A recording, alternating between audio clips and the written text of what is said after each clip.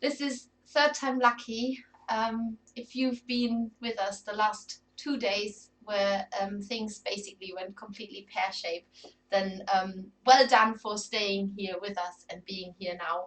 And if you haven't worked it out by now, I'm Steffi from The Makers, and we have exciting things to show you, including one of these and how to make it. And we won't be fitting the legs, but that's only because it might take too long to do that.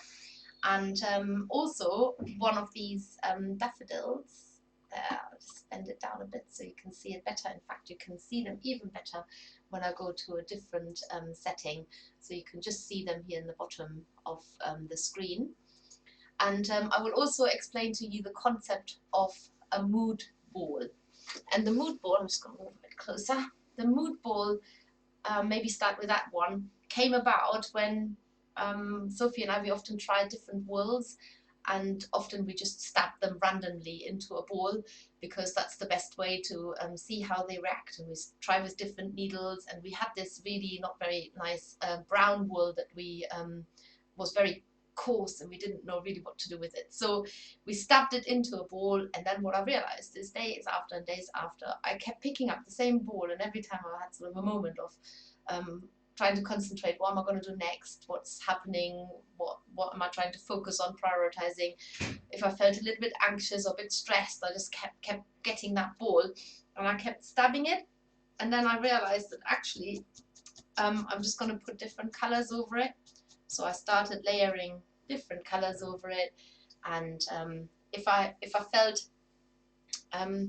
well, even at the time, I don't think it was a conscious thing. I actually often just picked it up unconscious, but I'm just demonstrating that you can use all kinds of different layers and colors that you can put over there. So my ball at the moment, because I couldn't wait, I actually cut it open, was pretty boring because I had this brown wool inside, and then I put another color over the top, and I didn't think so much about the colors at all. I was more thinking about, oh, I need something to stab, so I just stabbed the ball, and then I started thinking, oh, let's put a color over the top.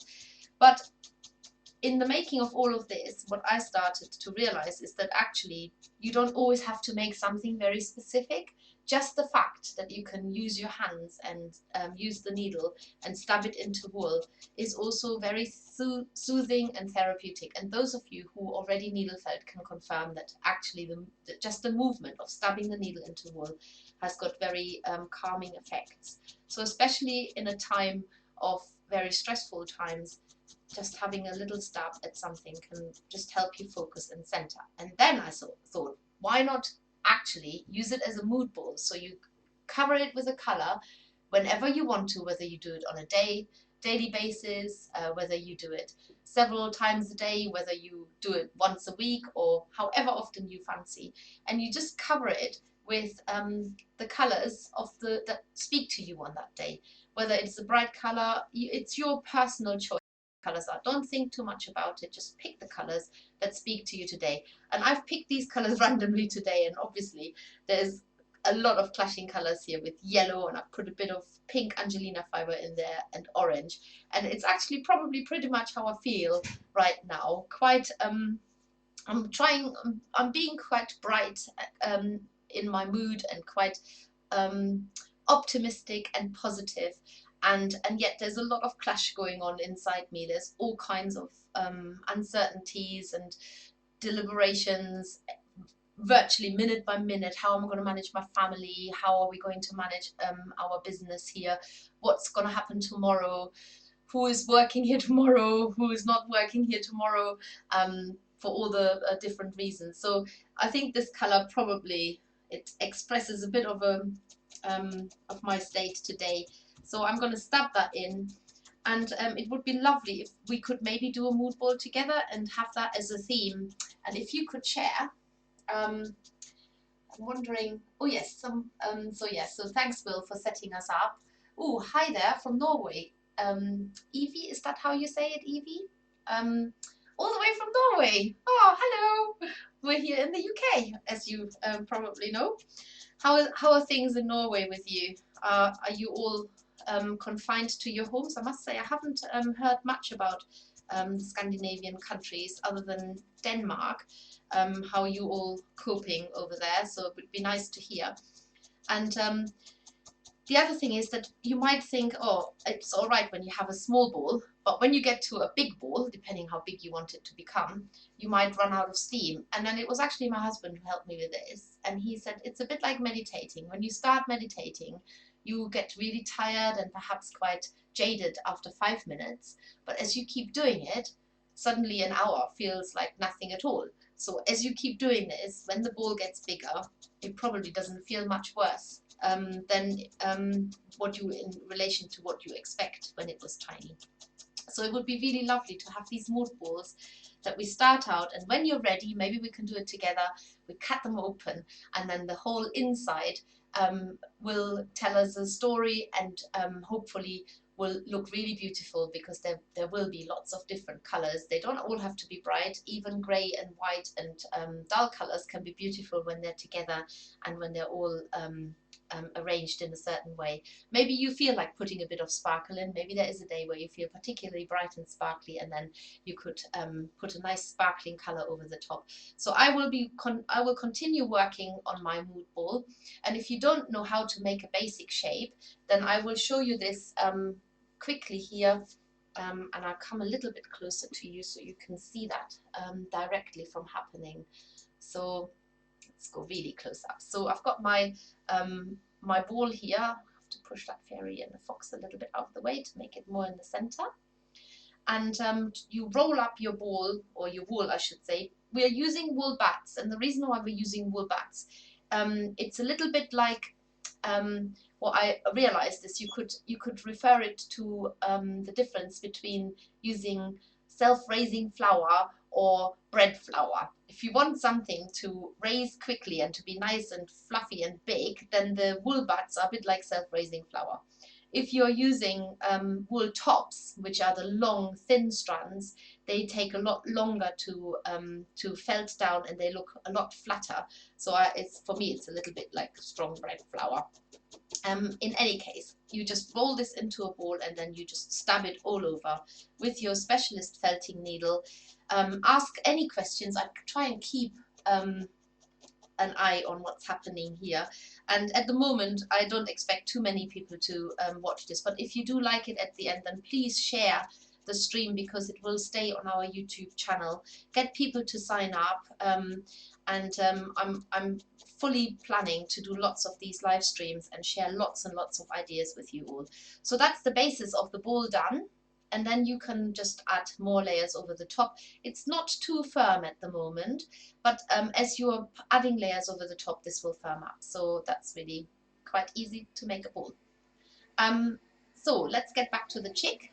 It's actually not that different from making a ball.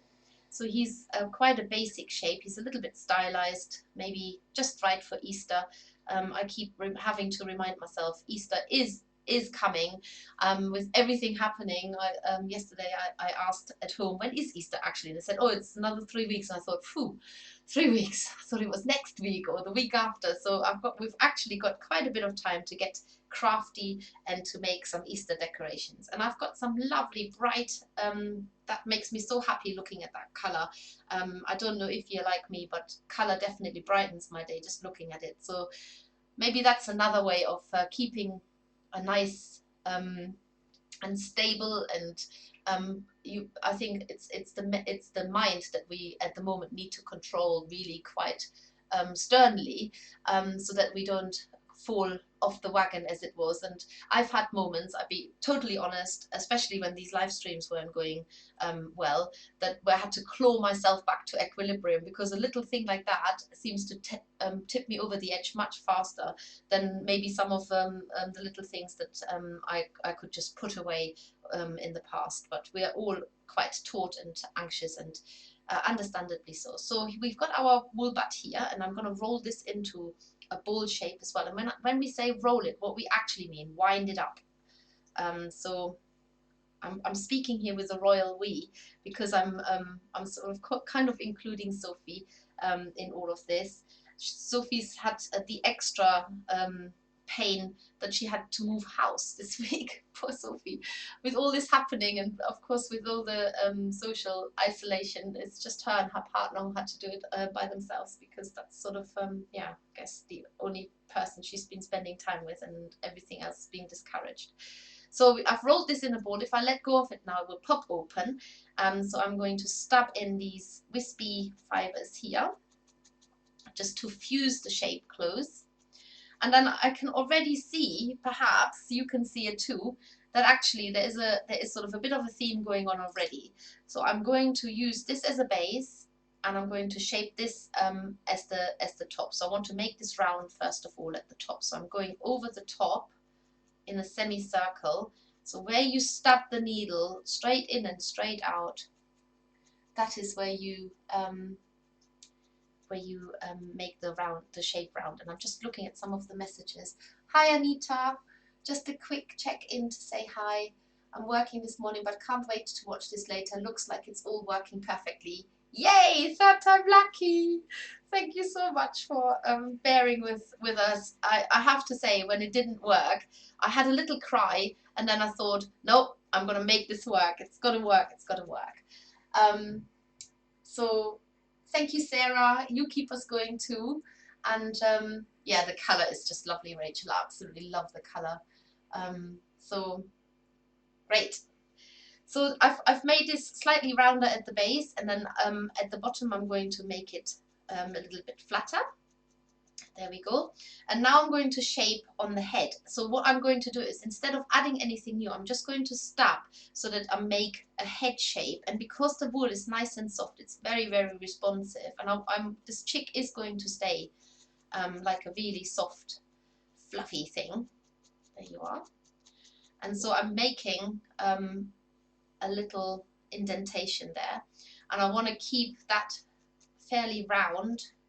So wherever you want to tuck in the wool, that is where you stab it, basically. And then I want to give him a bit of a tail here at the back, and we can actually tease the wool out. I have to try and keep that in the center of the screen. So I've pulled this wool out that I felted down just a tiny bit earlier, and I'm going to give him that tail that's sort of just sticking out a little bit. And when you make creatures like this, what often happens is, as soon as you start adding eyes or other features like a beak, even though they look kind of where you want it to go, sometimes they look a bit like a blob. Once you start doing that, they become a lot more like you can visualize what they're actually meant to be. So I'm doing this quite quickly. So he is quite soft. There, that's probably the best way you can see the shape. So there's the little tail is here, and then I've needle felted the indentation there. So now I'm going to use a little bit of bright orange wool to make a beak. And the way that I make the beak, I've got my wool here, is I just fold it in half first of all, and then just roll it in from the side. And I'm trying to do this as tight as I can, so that I've got a little cone shape there, and I'm just winding the fibers around the front in particular, lots and lots, so that I can now lay it flat on my mat, and I'm just stabbing that front bit where I've tightly wound the fibers, and make that into a beak shape. So I'm holding onto the fluffy end here. I'm just making the front firmer and cone shape. If you're wondering what I'm using here, these are our earth mats. We call them earth-friendly felting mats, because the top one is 100%. They come in a set of 2, so you have to use 2 together. The top one is 100% wool. It's beautiful to work with. We've had amazing feedback on these. They're still quite new. We've introduced them. We've not yet had anybody who had to buy a replacement, because they are just they seem to be indestructible. And then the base one is slightly firmer. It's a 70% wool, 30% man-made fiber, and it acts as a brake. So when you stab the needle in, the soft top allows the needle, all kinds of needles, whether you're using a coarse, medium, or fine, or even multi-tools. It allows the needle to sink in there quite easily. So when you're felting, that's not causing too much of a resistance. And then the base layer acts as a brake, so it slows the needle down before it goes into your table or whatever you have underneath.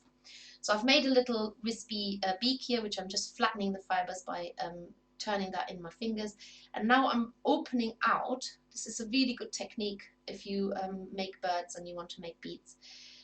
Flattening out, opening up the fibers underneath. So I've got like a little platform there. And I'm even going to get rid of some of these because I don't want the whole chick's face covered in bright orange. And then I put it on his face here. And I stab it into the yellow. And if you're felting along with me, if the shape of the chick is not perfect, don't worry, just get that beak on right now, and we can adjust the shaping later, because it's such a soft shape still. You can really work on it quite a bit. If you don't want to use all your lovely yellow, then you can use a white wool on the inside, and then you can add the yellow over the top, so you save a little bit on your nice dyed wools, which are often a lot more expensive. And then to cover up that join if there is one, but also sort of give it a bit of a wispy, feathery look above the beak, I'm going to put bits of yellow around that shape. There we go. So it looks nice and lovely. I think quite a few of you are actually going to watch it later, so that'd be lovely to get feedback that way as well. And oh my goodness, Rachel, you're also moving house. Well, you can share all kinds of stories with Sophie. Then how are you managing? Do you have to also just do it with very limited resources? I guess that's probably the downside of whatever is going on right now. And to add a little bit more yellow here. So can you tell that as soon as you add the beak, you suddenly the whole shape makes more sense? And the next thing that will make more sense is if you start putting little indentations into the side here next to the beak, where the eyes are going to be. And the reason why we kept it nice and soft is because once you start making indentations in, that also sort of brings the cheeks out a little bit. And then you do this on the other side as well. So you're sculpting your little chick while you are actually working on the features at the same time. So that makes just things work a little bit faster. And if you haven't got any glue-in eyes that we love, and we use them all the time, like with this little chap here, you can just use black wool. That's absolutely fine. So just use a little wisp of the black wool.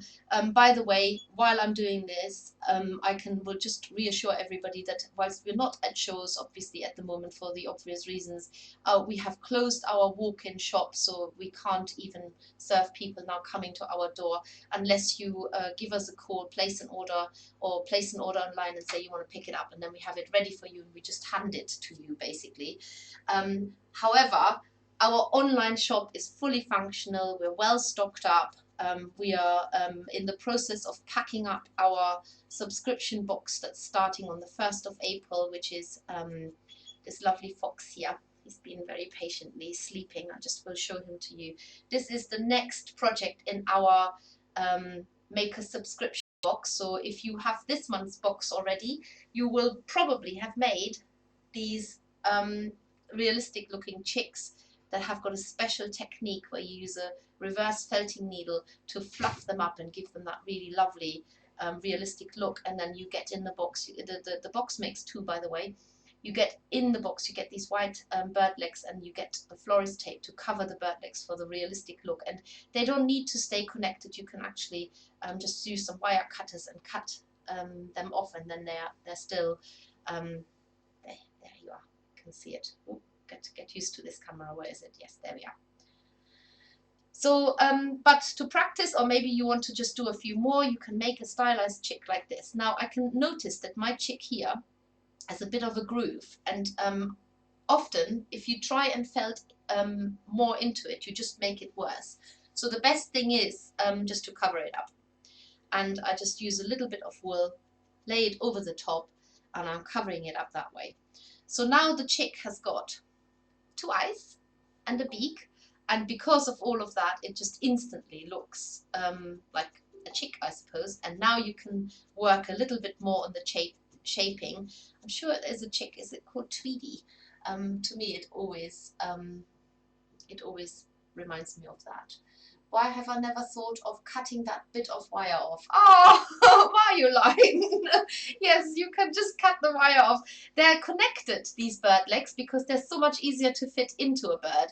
If you have used our black bird legs, and you will know that they come as individual legs, and they do wobble around quite a lot when you try and fit them in. So you have to sometimes we have to sellotape them up to make them stay together.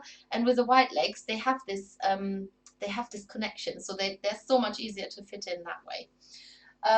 Well, I'm still having to work to keep this country going. Yes, well, I know the feeling very well, Kelly, and yeah, it was really lovely to see you at the weekend, and that's probably the last I've seen of you for a long time, but thank you for watching, Kelly. You're really lovely.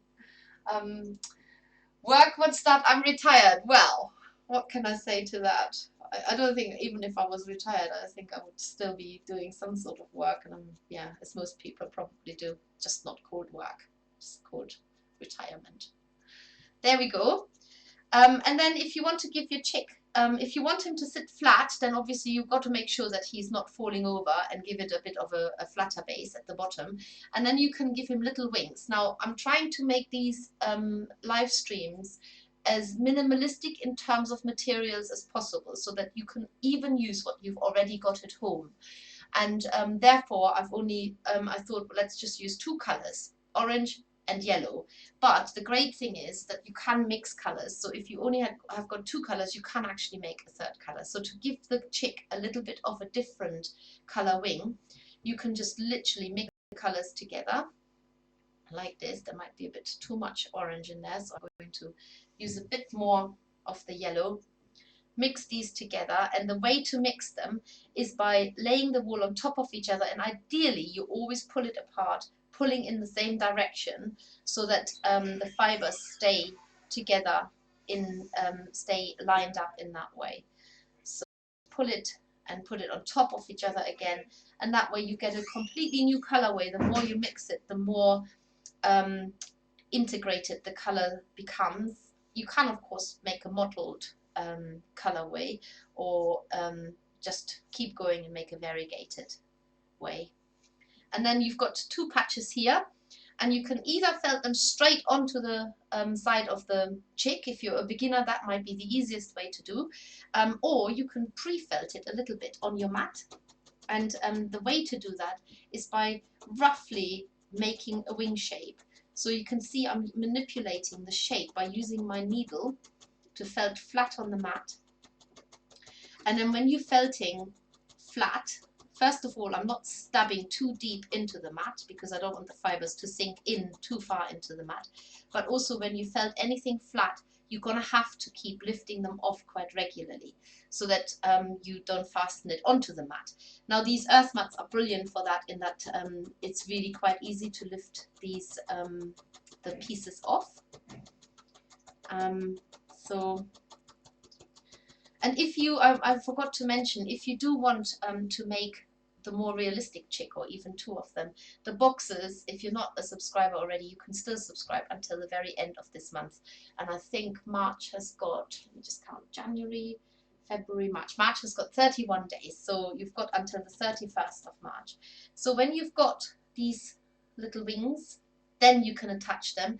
The nice thing is that you can sort of have them slightly sticking out, so it works quite well to put them on just at the top. So fasten them on at the top like that, and then just stab at a shallow angle into them so that they kick out a little bit, just making that bit less pointy, rounded a little bit. And there you've got a little wing that's flapping there, and little chirpy chick. If you're attaching the wing straight away, just lay the wool over the top and make a wing shape on the side of the chick, which is absolutely fine as well. I would absolutely love it if these live streams will also serve children who are at home at the moment. I have got 4 at home, and I'm having to be extremely creative and inventive at the moment we're very lucky, the weather is great and they have a lot of space outdoors that they can use safely. But at some point, no doubt, the weather will turn again, and then we need to keep people busy. So if you have got children, and I say from maybe about the age 10 and up, that's what we recommend for people to be able to use a felting needle safely. But it's your call entirely. Then perhaps you can let them watch this, and I be as good as I possibly can by not using any rude words whatsoever. Right, here we go. Little chick is pretty much done now, and we can move on to the next project. So whether you make a big one or a small one, just scale it up or down, and if you want to attach these legs, then we do sell them online. Maybe you already have got them, but if not, do check out our online shop.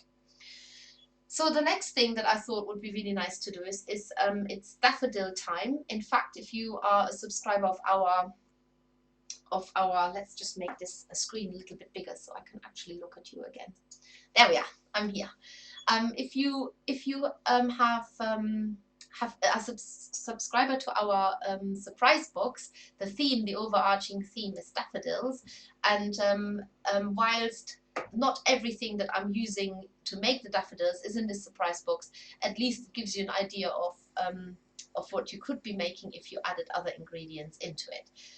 To make a daffodil, all you need is basically a piece of felt, ideally a light yellow or a white, as I've got here. You need,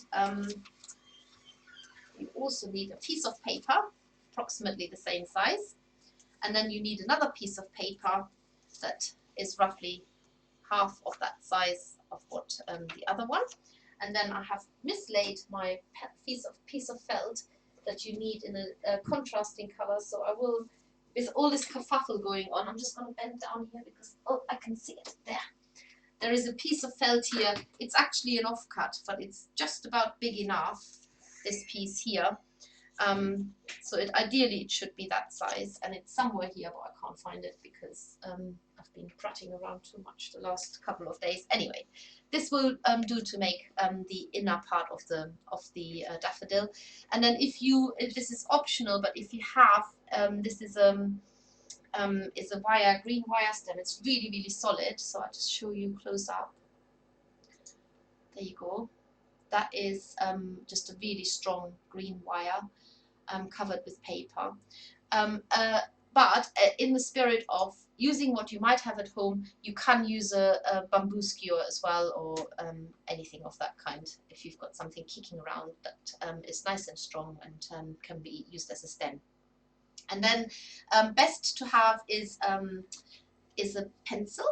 Yes, that was here too. Ah, it's here. A pencil, and then the way to do this, just clear the decks here, and I'm going into slow mode again, not slow mode but close mode. And so we're starting with making a template from this piece of paper. And the way to do this is you fold this in half like that. So you have a square piece of paper, you fold it in half, and then you fold it in half again. There. So now you've got a square piece of paper with, and keep the fold here at the bottom, so that the solid fold is on this side, and then there's two little folds on this side, and all the open parts are at the top. And then you use your pencil, and you're going to draw on here now a petal. In fact, you're drawing 1.5 petals, if that makes sense at all.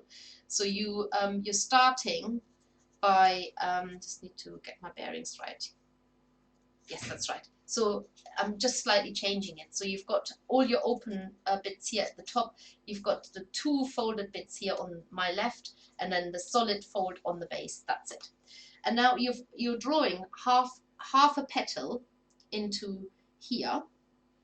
So it goes all the way up. So this is your half petal, and then you're drawing a full petal shape up here, even a bit bigger there, round, nice and round, so that it's about there, like that. So you've got a full petal shape here, and a half petal shape here. And it doesn't matter if you've sort of adjusted it a few times. So this is meant to be twice the size of this here. This is the half, this is the full shape. And then you're going to cut this literally along the line that you've drawn. And not all is lost if you haven't got it right, because you can quite easily adjust this once you've got it cut already. So this is my shape now that I've just cut. I've got a full petal shape here, there, that bit, and then a half petal shape here. And when you open it up, you should have made a 6 petal shape. So what I'm noticing here at the moment is that these are really round and these are really pointy. So I'm going to close this again, and I'm going to make these round like the other petal, so that they're just a little bit more alike. I could have also made the others more pointy. So I've got my my template here now, and that will actually do. So then I'm laying this, fold this up again, and now I'm folding my piece of felt up in exactly the same way. And I make sure that I've got my solid fold here on the left, and I've got my two open folds at the bottom and all the open bits at the top. And now I'm literally just following that shape by cutting into my felt. So I'm cutting the whole shape all in one go. And I'm sure that if you do this at home, you can probably refine this a little bit more. But that's basically making the 6 petal daffodil all in one go. So there you go. There's your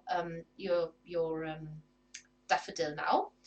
And then you're going to you're going to cut out of this a shape that's approximately, I'm going to get my ruler now, approximately 10 centimeters long. So if you mark this on here, and then approximately 5 centimeters deep. So if you mark this in the middle where it's 5, and then measure up 5 centimeters up to here, and then just draw from here to there a circular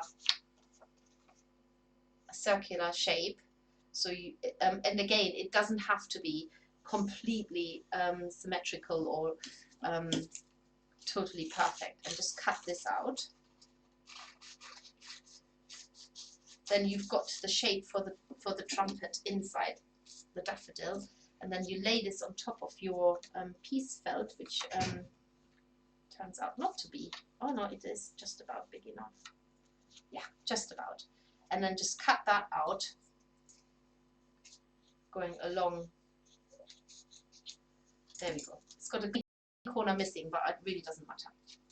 So you've got, now you've got your daffodil shape, and then you've got the shape that sits inside, that's going to be the trumpet. And I've chosen a slightly different coloured piece of felt there because, yeah, you don't have to. If you have it all in yellow or all in white, then that's fine too.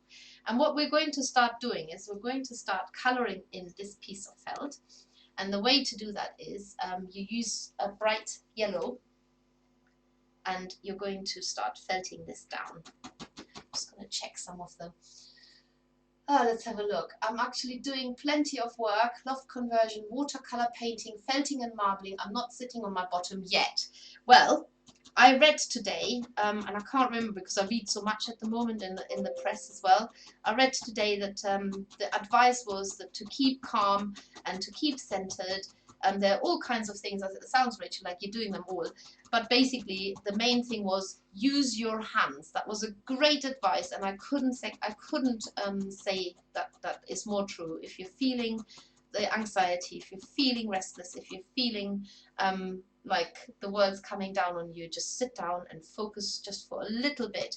Make your mood board. Start with that, and then God knows what else you might be doing. I think also for me, I spend a lot of time outdoors at the moment.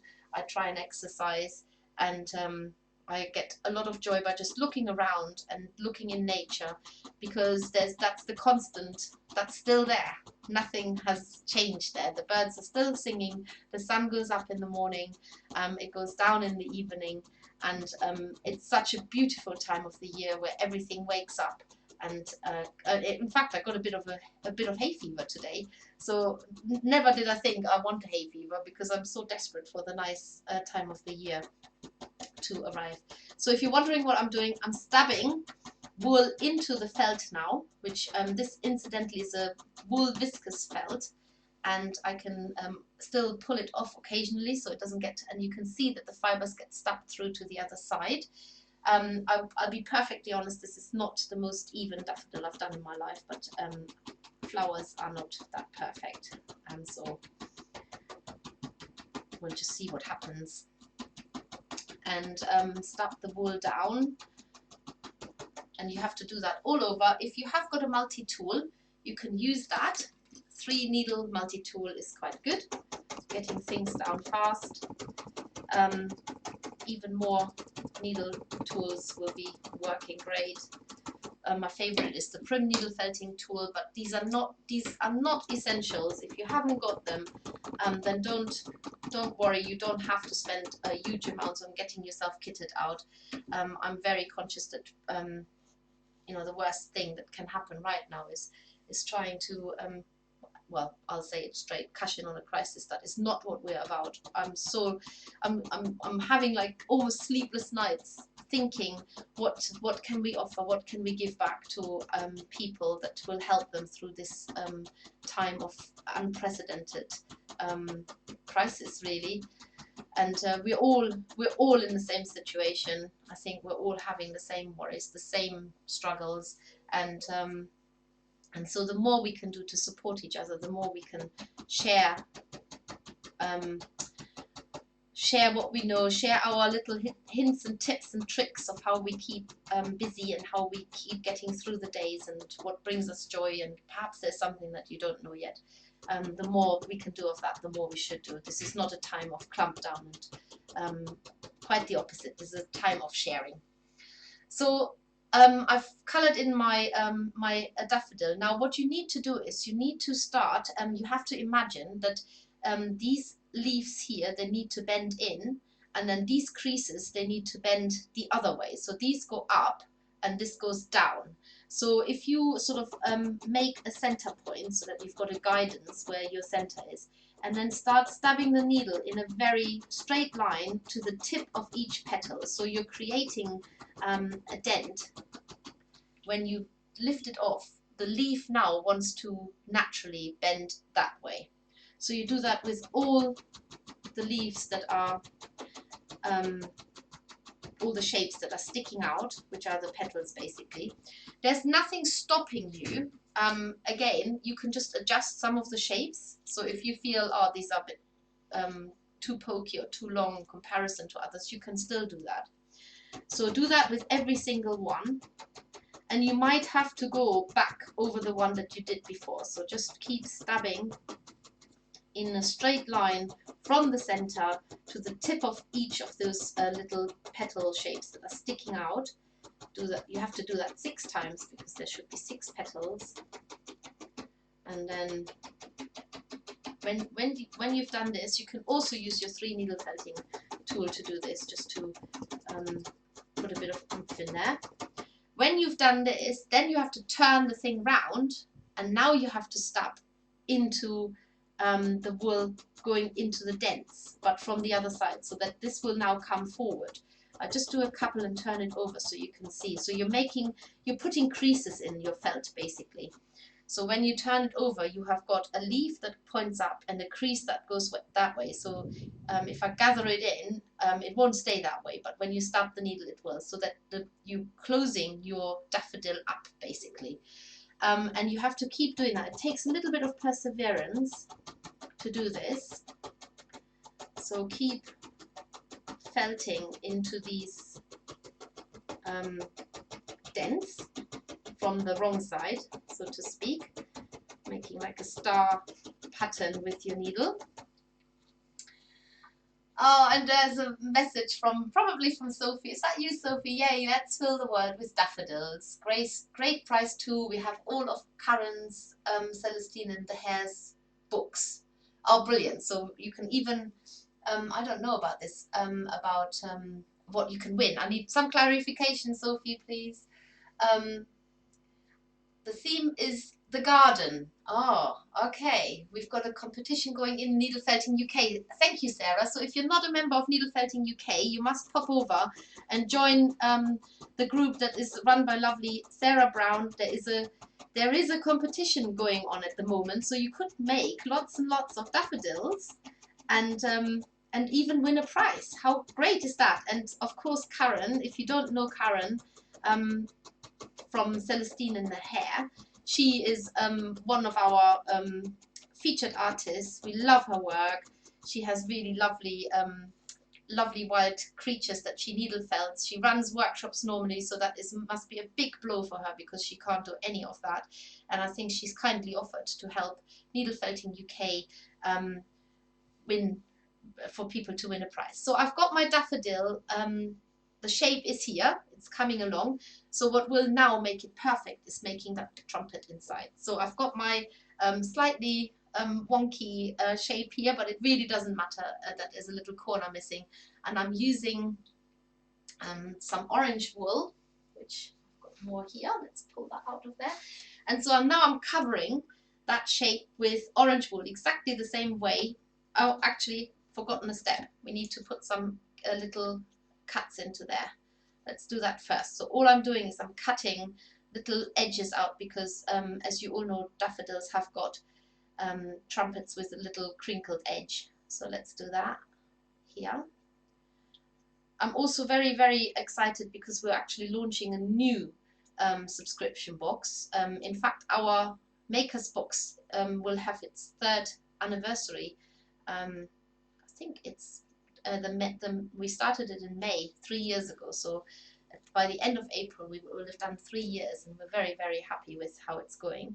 And the new subscription that is coming is for making a little fairy like this. So all the boxes will be fairy boxes, and they are we've decided to stay in the pink, and staying in the pink has got a double meaning. It's not just about the color pink, but it also means being extra healthy, and that's what we need to think positive to be able to get to this place. So the fairy box will look a little bit like this. I'm just going to go into a larger, so it's like this. It's actually bursting open with all the stuff that's inside to make this fairy in the spring colors. And yes, it could be a daffodil fairy if you wanted it to be. And we've got some lovely curls in there to give the fairy the hair. In every box you will get a medium felting needle. You get accessories to decorate your little fairy, and here you get some rhinestones and some flowers in this particular box. And then of course you get the full color instructions, which I haven't got here yet to show you, but they are very, very easy to follow and quite yeah, quite useful for beginners too. So you get it in this nice box that will be closed properly, and then it will be posted out to you in a nice pink envelope as well. So if you want to have something happy arrive through your letterbox, you don't even need to be present at home to receive it, or you can be tucked away in the room. You don't have to have personal contact with anybody. This will just be letterbox. So a great way to make something that will cheer up your day, and it will there will be other themes of fairies coming on, such as a pansy flower fairy and a forget-me-not fairy. And we've got a whole, if you want to pop onto our website, the fairy box subscription site will be live very soon, and then you can start subscribing, and they all will be sent out starting on the 7th of April, but you can subscribe as of the 1st of April. So yeah, that just by the side, as we're on the theme of spring and daffodils. So I've got my felt piece here. I'm just going to go small again, so you can see me really close up. Well, not me, but what I'm doing. And there's your felt piece with a cut-in edge. And now I'm going to color this in like I did before with my orange wool.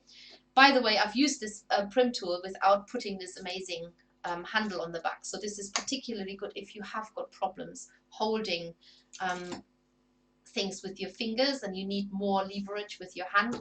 So you could just stuff this into the felt piece like that, and it felts it down so super quick. It's quite amazing. The other thing is you can actually just take out a single needle, because it does come with a single tool in there as well. And that's felted down really fast. And now I'm going to make sure that this edge is nice and visible, because this edge I want it to look quite messy. It doesn't need to be neat. So I'm going to stub in from the other side again in the same way we did earlier. We work it from the other side to bring this edge up. So we're almost putting a line in there, and that will make these bits look a little bit more messy. And then I'm going to close it up by felting it into a triangular shape. So I'm felting it shut. I'm not sewing it. I'm not doing anything else. I'm just stabbing it with a needle. Close it up so that it becomes a triangular shape. And I'm actually a complete numpty here, because it needs to be the other way around. It just goes to show how easy it is to put things right when you get them wrong. So we want the nice and orange inside that trumpet rather than on the outside. But it's quite easy to open it again. I'll give it a few more stabs here and here. Get to make sure that it's definitely closed this time. And so now you've got your closed shape here. And what you're going to do now is you're going to fold your shape and cut a little hole. You cut the hole by folding it and cutting into the corner here. You only need a tiny, tiny wedge to cut out, because that will make a much, much bigger hole than you think. So I've got a hole there in the middle now. I'm going to sink my edge of the trumpet into there, like that. And now I'm going to use a little bit of extra orange, and I'm going to push this in the middle of the that trumpet shape, and I'm felting it down so that I'm felting almost like a flat base into the daffodil. Just notice that it's opening up a little bit, so I'm just going to manipulate that and close it down again. You can even use a little bit of extra wool to make it shut, because it's almost like extra fibers that will help it to close. There we go. And then start this again, felt it down onto the yellow shape. What you might find is that the yellow shape starts flopping open again. So if that is the case, just follow the grooves again to bring the petals up as you did before. There you go. So there is, so fold it over to get these bits going up.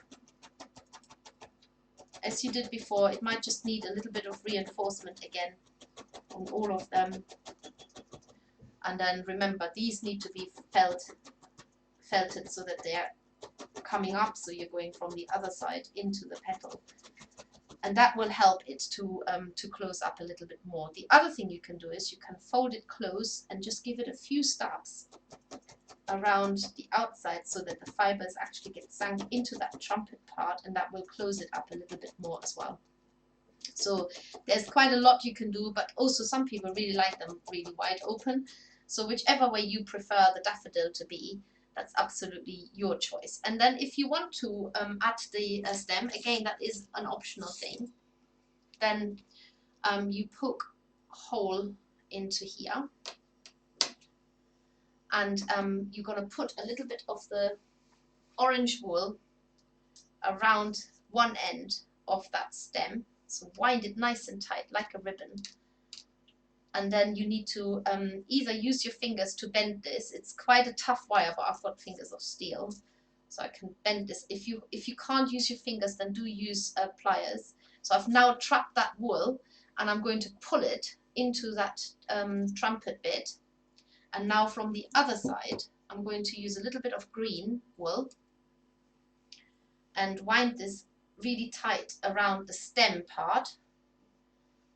So the orange bit sits nice and tight inside that trumpet part now. And then you're stabbing the green into the base of the felt. So you're fastening this together that way now. If you've got a green wire already, then obviously you've got a green stem there. If you've got a bamboo skewer, I don't think it matters too much if the wood shows. It's just so that you can put them into a container and they stick up, the daffodils. And then just be careful that you don't stab into the wire, but just stab along the wire a little bit to fasten the wool together on itself. I'm just going to read some more of these comments. Gosh, there's lots of comments. Oh, I so hope that you will share all of this as well. Oh, does anybody get RSI, repetitive strain injury, with all the stabbing? Yeah, that is. I think there's a lot about relaxation as well. So I don't really have an answer to that. It must be really annoying when you get that. Oh, Kelly, you just reminded me of something else that I will say that you said to me this weekend, because you've been so lovely. I'm just going to go on the big screen so I can actually talk to you.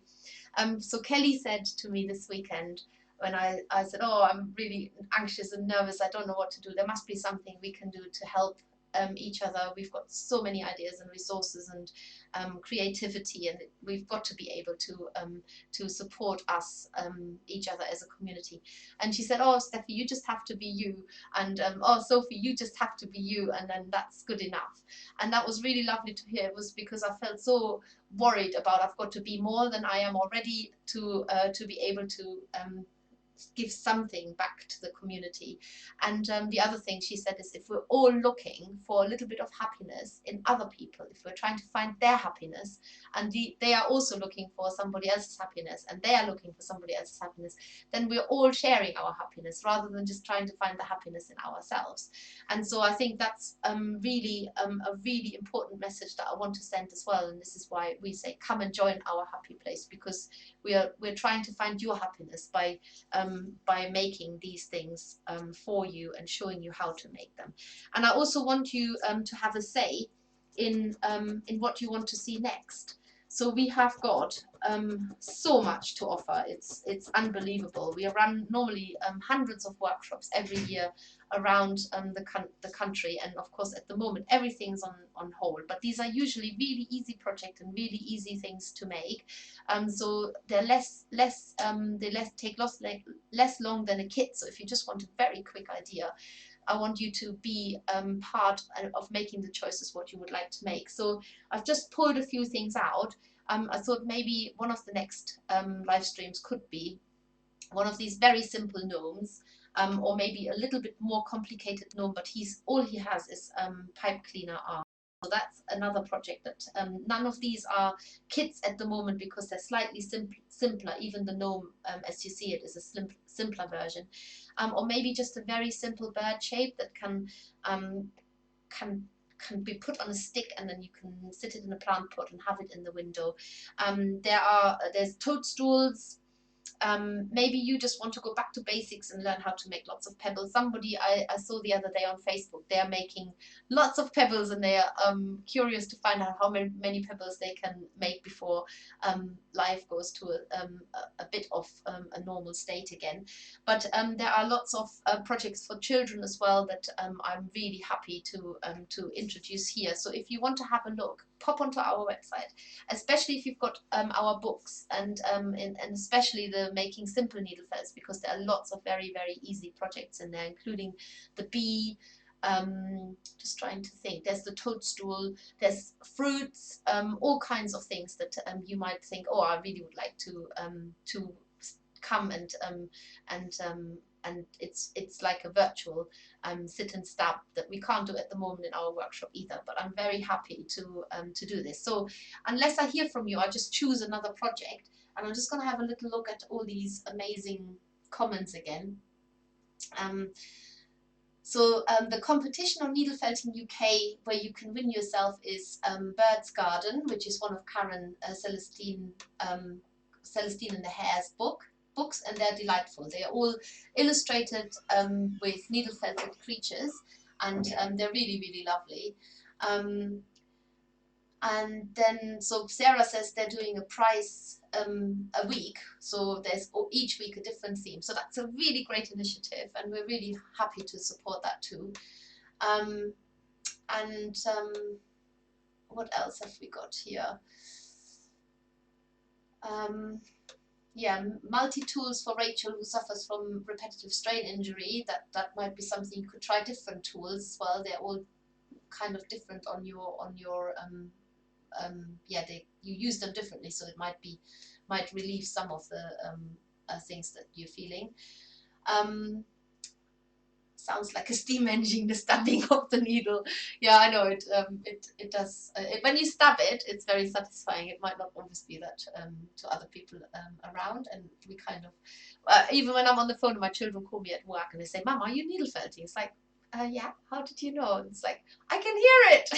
So it's like I'm probably stabbing into the mood ball because I'm like, oh, I'm on the phone now, but I need to keep my hands busy. So I'd love to see what do people think about the mood ball? What are the sort of simple gnomes, simple birds, bees, very basic pictures. Oh, pictures is a good idea. I love making pictures. So I'll put my thinking cap on and talk to Sophie as well, and then perhaps we can come up with another theme now that it's all working.